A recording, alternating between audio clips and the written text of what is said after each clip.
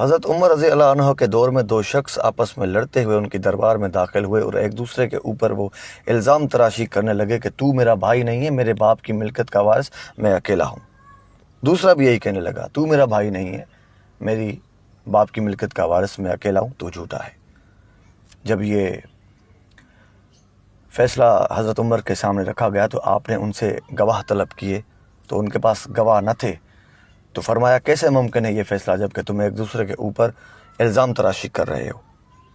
تو وہ کہنے لگے کہ آپ وقت کے خلیفہ ہیں اور ہم غریبوں کے پاس اور کچھ نہیں، کہاں جائیں گے؟ آپ بغیر گواہ کے ہی ہمارا فیصلہ کریں۔ تو حضرت عمر خاموش ہوئے، سوچنے لگے۔ سوچنے کے بعد حضرت عمار یاسر سے کہنے لگے کہ شرع کے مطابق ہم نے گواہ طلب کیا لیکن ان کے پاس کوئی گواہ نہیں، تو اب یہ فیصلہ کیسے کیا جائے؟ تو حضرت عمار یاسر نے یہ مشورہ دیا، ہمیں حضرت علی سے رجوع کرنا چاہیے، کیونکہ آپ صلی اللہ علیہ وآلہ وسلم کی یہ حدیث مبارک ہے کہ تم سب میں بہترین قاضی علی ہے۔ یہ سنتے ہی حضرت عمر رضی اللہ عنہ نے حضرت عمار یاسر کو دعا دی کہ اللہ تمہیں اس کی جزا اور خیر دے۔ کیا خوبصورت بات یاد دلا دی، بے شک علی بہترین فیصلہ کرنے والے ہیں۔ آپ ایسا کریں، ان دونوں کو حضرت علی کے پاس لے جائیں۔ حضرت عمار یاسر فرماتے ہیں کہ جب میں باب العلم کے دروازے پر گیا، اندر سے ہی انہوں نے مجھے دیکھ کے ہاتھوں سے اشارہ کیا، وہیں لے چلو ان دونوں کو، میں خود وہاں پہ آ رہا ہوں۔ ہم وہاں پہنچے اور تھوڑی دیر کے بعد مولا علی بھی وہاں تشریف فرما ہوئے۔ سارا مسئلہ مولا علی کے سامنے پیش کیا گیا تو آپ نے ان دونوں کو الگ الگ کر کے ایک سوال پوچھا، سچ بتاؤ تم کون ہو اور ملکیت کا وارث کون ہے؟ تو وہ اپنے قول پہ ڈٹے رہے اور یہی کہنے لگے کہ میں وارث ہوں، یہ میرا بھائی نہیں، جھوٹا ہے۔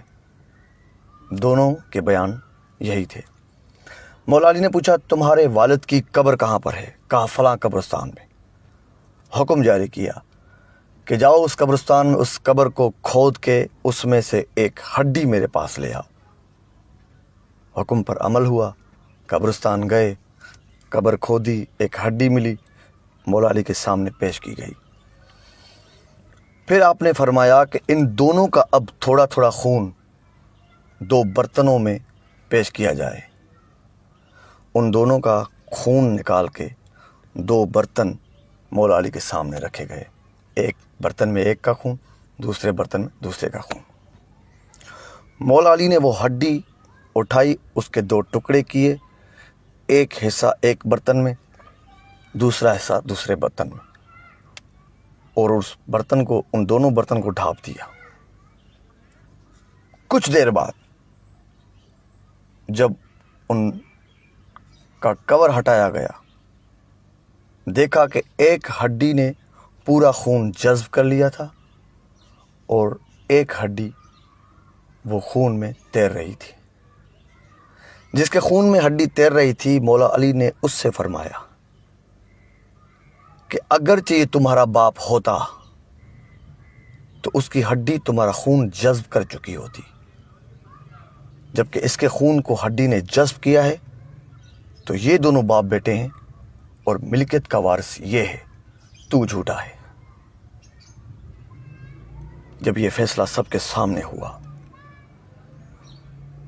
تو سب مولا کی تعریف کرنے لگے اور حضرت عمر رضی اللہ عنہ آگے بڑھے، دونوں مولا علی کے ہاتھ مبارک اپنے ہاتھ میں لیے اور بوسہ دیا اور محبت بھری نگاہوں سے دیکھتے رہے۔ ان کی آنکھوں میں آنسو جاری ہوئے اور یہ فرمانے لگے کہ یا اللہ، علی کے بغیر اس عمر کو زندہ نہ رکھنا۔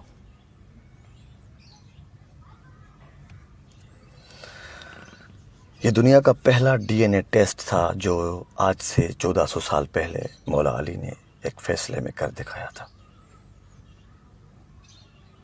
یہ فیصلہ، یہ بات آپ کو اچھی لگے ضرور کمنٹ میں رائے دیجئے گا، اور اگر یہ پڑھنا چاہیں تو کتاب کو کبدری میں آپ پڑھ سکتے ہیں۔